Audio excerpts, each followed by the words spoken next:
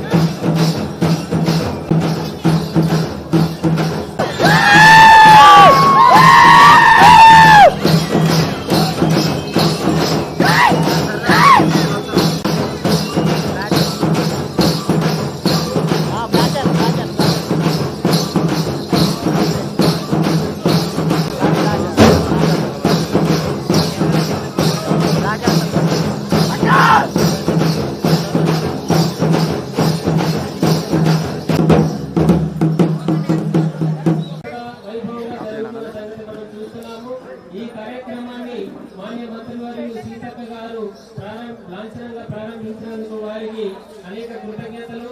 ఇప్పుడు వారి అభిప్రాయం సందేశం ఇవ్వాల్సిందిగా కోరుతున్నాం. 2 సంవత్సరాలుగా ఎదురు చూస్తున్నటువంటి మహాఘట్టం